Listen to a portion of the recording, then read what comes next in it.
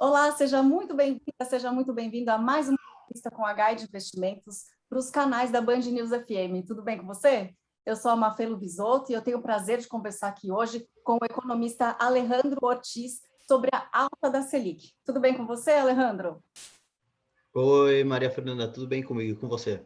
Tudo ótimo. Alejandro, a primeira entrevista dessa série da Guide, em parceria, né, com a Band News FM, foi justamente sobre a alta da Selic lá em maio desse ano. Estava em 3,5%, o que ainda era considerado baixo, né, relativamente. E o Copom, o Comitê de Política Monetária do Banco Central, já anunciou um novo número de 5,25, né, e hoje saiu a ata, enfim. Estava dentro do previsto? Então, Mafê, estava dentro do previsto, né? Assim, o que aconteceu de muito interessante na última reunião, que eu acho importante a gente delinear um pouco para entender por que foi para 5,25, é o seguinte, né?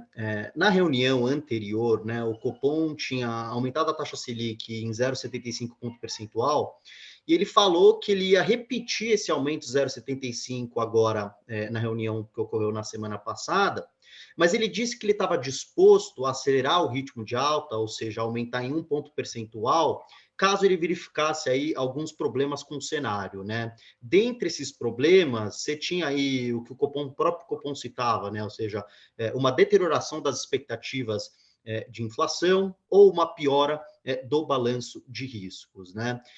Ocorre que as expectativas de inflação, elas não se deterioraram com relação à última reunião, né? A penúltima reunião, na verdade, né? Elas apenas voltaram para o mesmo patamar que estavam, né? E eu digo isso porque as expectativas de inflação são importantes para o Copom na medida em que elas alimentam as projeções de inflação do Banco Central. Então, no canal de expectativas, você não teve uma mudança extremamente relevante para justificar uma aceleração no ritmo de aperto monetário, né? No ritmo de alta, como a gente costuma dizer.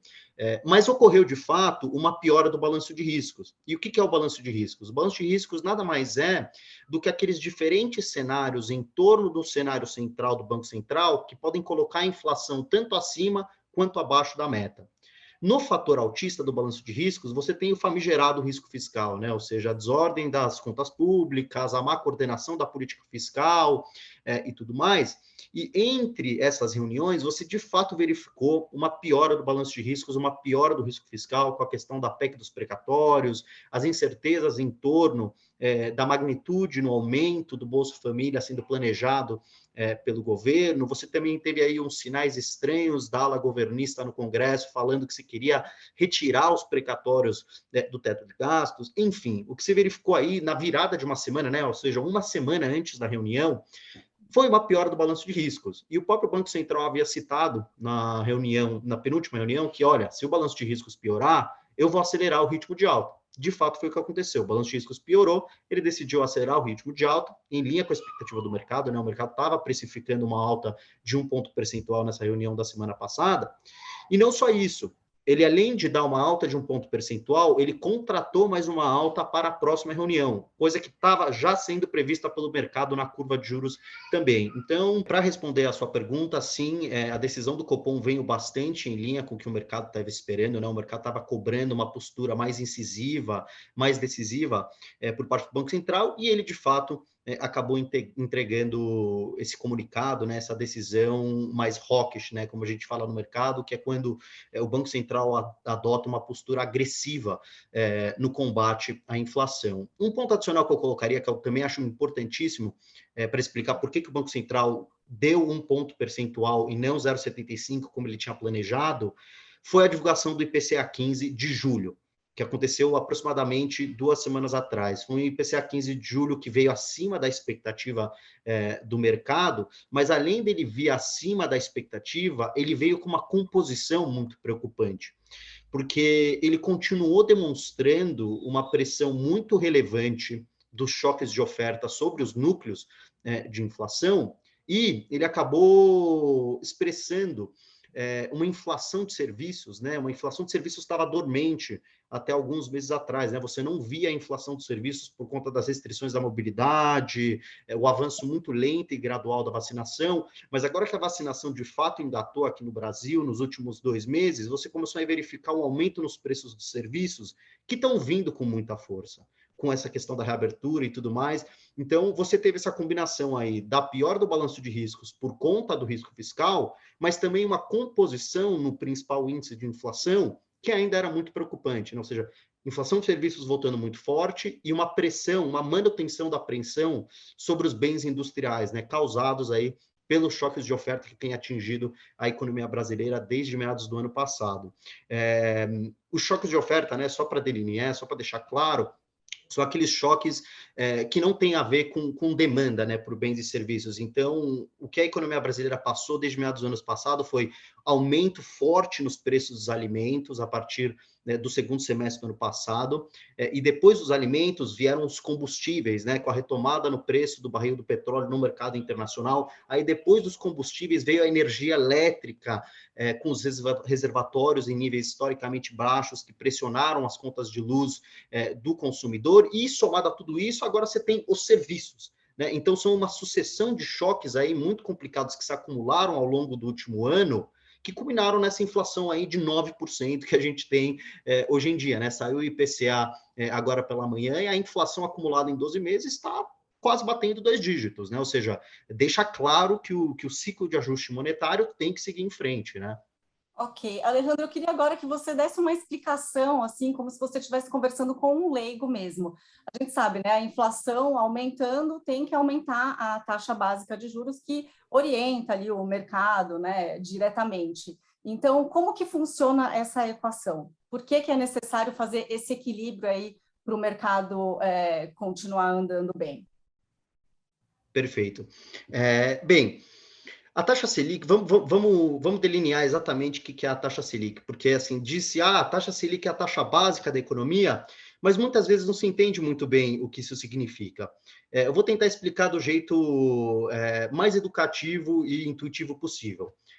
A taxa Selic, ela nada mais é do que a taxa de juros que incide sobre reservas bancárias. Reservas bancárias é só uma palavra bonita para falar que os bancos comerciais, eles têm uma conta no Banco Central. Da mesma forma que nós, cidadãos, temos contas nos bancos para deixar nosso dinheiro, os bancos comerciais também têm um dinheiro parado em sua conta no Banco Central. É isso que significa a reserva bancária.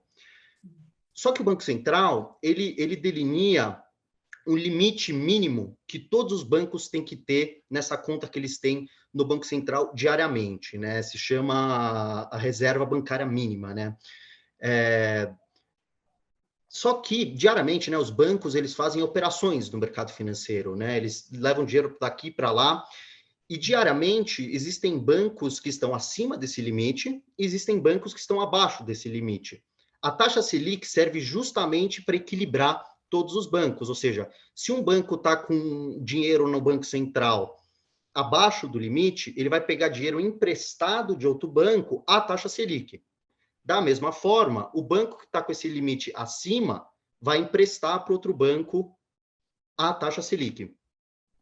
Claro, então a taxa Selic nada mais é do que a taxa de juros que os bancos utilizam entre si para emprestar dinheiro entre si. Por isso que ela é a taxa básica da economia, ela influencia as demais taxas da economia.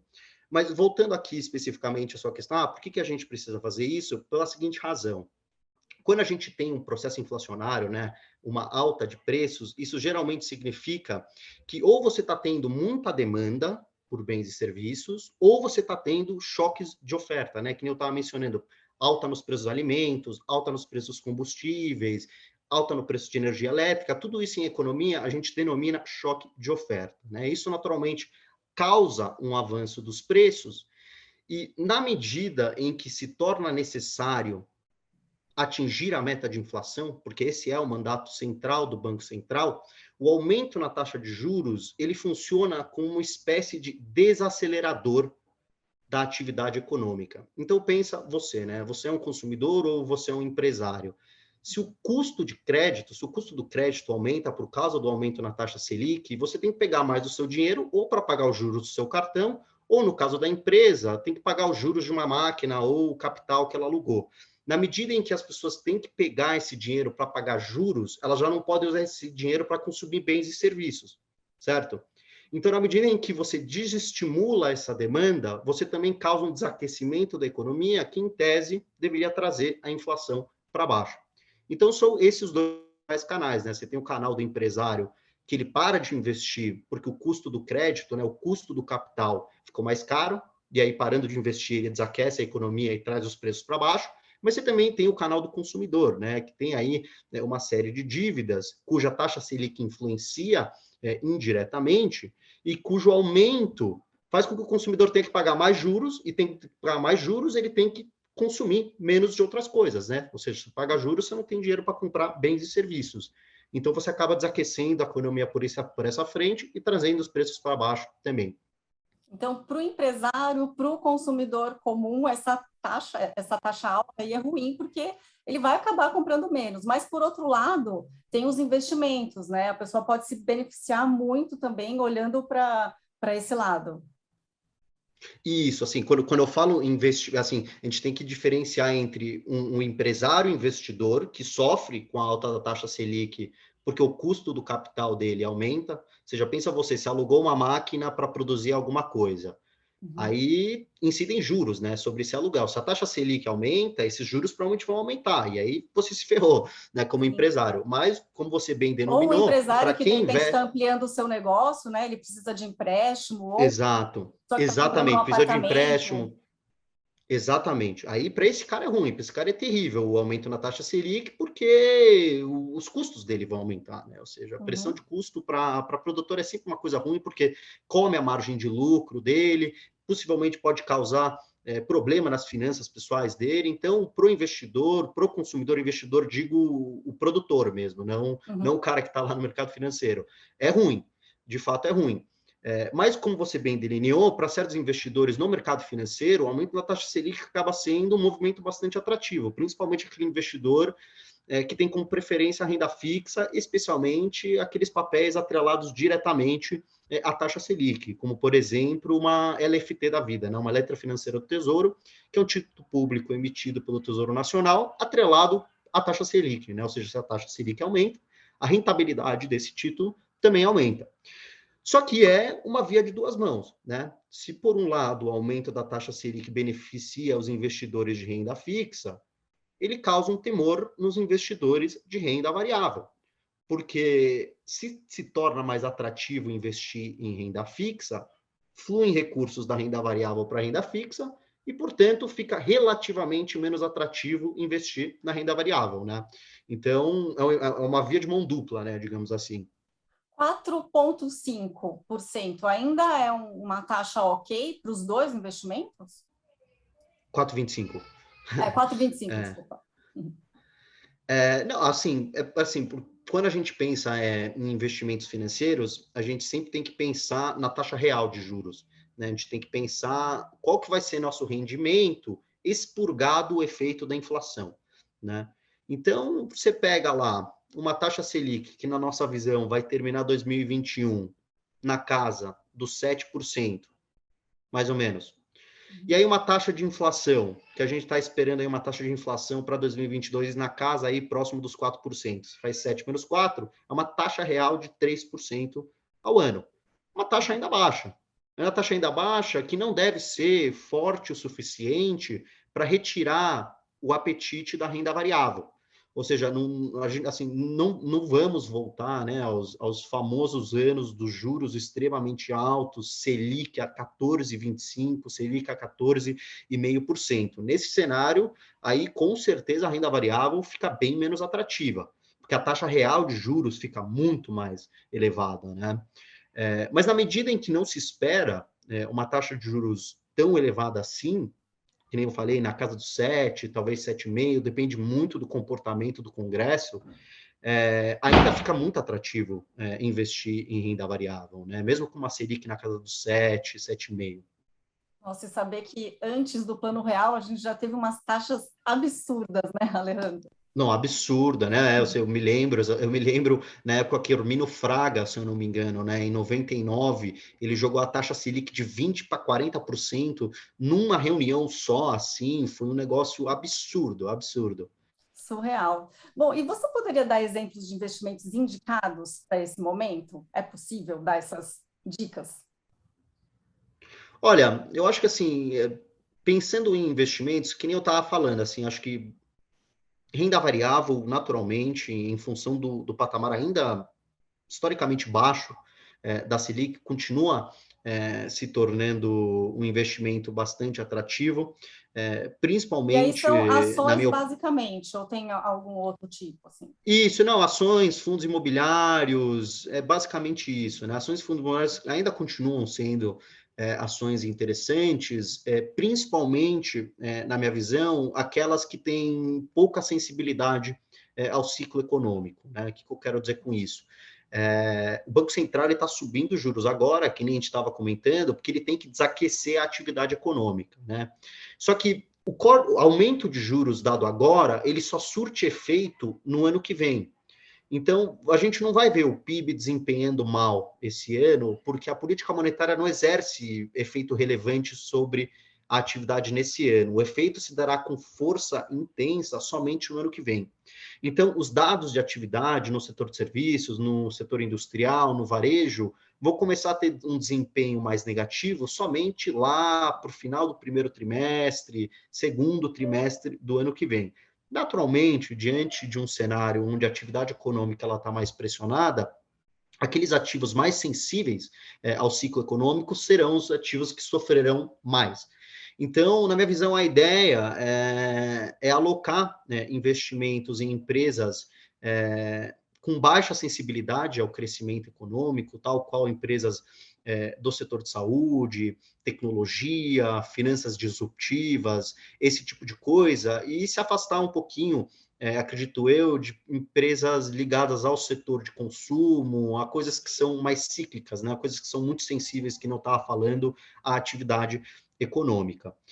Agora, no mercado de renda fixa, claro, os pós-fixados atrelados à taxa Selic, naturalmente, em função da alta da taxa Selic, se tornam aí um investimento novamente atrativo, né? Um investimento que foi deixado de lado por muito tempo, por causa da queda consistente da taxa Selic desde 2016, mas que agora começam a ganhar uma atratividade maior justamente porque elas oferecem maior rentabilidade devido aí à correção pela taxa Selic.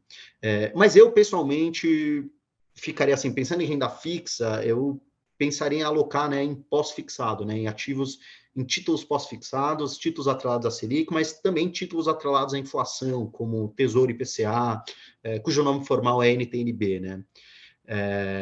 E eu ficaria completamente fora de ativos pré-fixados, né? Bom, Porque ativos atenção. pré-fixados, Não, atenção, pode ativos concluir. pré-fixados, exato, não, ativos pré-fixados, ele tá um perigo agora, porque o ciclo de ajuste da taxa Selic ainda não terminou,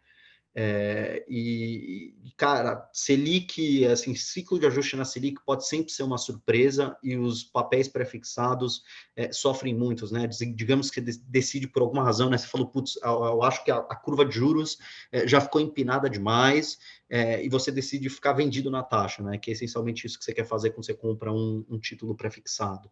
Mas aí o ciclo de aperto surpreende e a curva abre ainda mais. E aí você toma umas perdas absurdas, né? Então, em função aí do não fim, né? O fato de que o ciclo de ajuste não terminou, mas também em virtude das incertezas fiscais que a gente estava conversando aqui há pouco, eu ficaria fora de prefixado, né? Porque tá um negócio muito volátil e uma simetria não muito favorável. Bom, então atenção, você que está assistindo, essas informações são muito preciosas. Bom, Alejandra, a gente falou sobre a influência da pandemia, né, na taxa de juros, na economia, enfim, e que agora as coisas voltando aos poucos, já está fazendo a taxa aumentar e, enfim, com a vacinação correndo. Como que vai ficar, então, quando já tiver uma cobertura vacinal satisfatória? Então, o Banco Central está antecipando todo esse movimento, né? Porque o que a gente tem que, assim, acho que a principal lição que a gente tem que tomar da atuação do Banco Central é que o Banco Central, ele age olhando para as expectativas, né? Ele faz lá a pesquisa focus dele semanalmente, onde ele coleta as expectativas do mercado sobre taxa de câmbio, Selic, inflação, atividade econômica e tudo mais. E a política monetária, ela se faz olhando para frente, especificamente de olho no desvio entre a meta e a expectativa de inflação. Então, a meta fixada para o ano que vem está em 3,50. Só que o mercado, ele está esperando uma inflação mediana, né? A expectativa mediana está esperando uma inflação na casa dos 3,85, ou seja, acima da meta. Uhum. Então, dado que a expectativa de inflação está acima da meta, o Banco Central tem que reagir, porque o mandato dele é entregar a meta. Esse é um mandato, esse é o que o Congresso falou para ele, ó, seu objetivo central, seu objetivo primário é entregar a meta de inflação. Se a expectativa de inflação está falando que a inflação do ano que vem não vai ser na meta, nós temos que seguir em frente com ajuste monetário, aumentar a taxa Selic para o que se chama reancorar as expectativas, né? Ou seja, para fazer com que essa expectativa que está acima da meta seguir em direção à meta. Aliás, é justamente isso que tem forçado o Banco Central a tomar uma postura muito mais agressiva e incisiva no combate à inflação. Então, voltando aqui à sua pergunta inicial, né? O que a gente pode esperar com relação assim, à vacinação, uma vez que a gente tem uma cobertura vacinal mais intensa, é esperar uma Selic mais alta. Porque quanto mais cobertura vacinal a gente tiver, mais reabertura da economia a gente vai ter. Quanto mais reabertura a gente tiver, mais demanda, especialmente por serviços, que são altamente sensíveis ao contato social, altamente sensíveis às restrições da mobilidade. E dado que você vai ter mais reabertura, mais demanda por serviços, você vai ter mais inflação. E olha que a gente está num estágio de reabertura ainda muito incipiente, ainda vai ficar mais intenso esse processo de reabertura no decorrer do ano, o que significa que a inflação de serviços tende a ficar mais intensa. Por isso que o Banco Central está subindo a Selic agora, porque se ele sobe a Selic agora e a inflação de serviços começa a bater lá no final do ano, ele consegue parar ela antes que ela fique pior. Uhum. Porque, que nem eu estava mencionando, a política monetária ela atua com defasagens, né? Ou seja, um aumento de juro agora não surte efeito daqui 2, 3, 4 meses. Ele surte efeito daqui um ano e um mês, um ano e 2 meses. Então, ele está antecipando tudo isso, além de reagir, claro, aos choques que já se materializaram.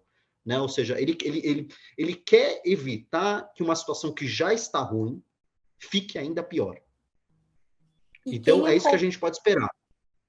Perfeito. E quem acompanha tudo isso também consegue se antecipar para não perder dinheiro lá na frente, né? Isso, né? Isso, com certeza, com certeza, com certeza.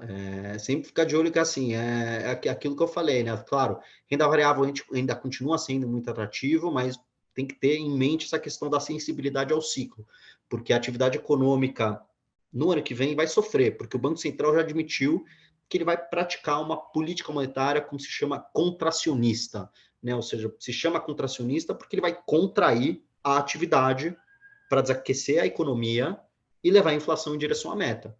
E, naturalmente, assim, os papéis que são sensíveis ao ambiente econômico acabam sofrendo no ambiente onde o ambiente econômico está sendo contraído pelo Banco Central, né? Ótimo, Alejandro, muito boa essa entrevista, viu? Obrigada por todos esses esclarecimentos que você trouxe aqui hoje. Não, que é isso, Maria Fernanda. Obrigado a você, viu? Agradeço aqui de participar, achei uma maravilha. Obrigada, ótimo. E você que nos assiste já sabe, entre no site guide.com.br para ter mais informações, para conversar com os especialistas da Guide. Obrigada e até a próxima. Tchau, tchau, Mafê. Abraço.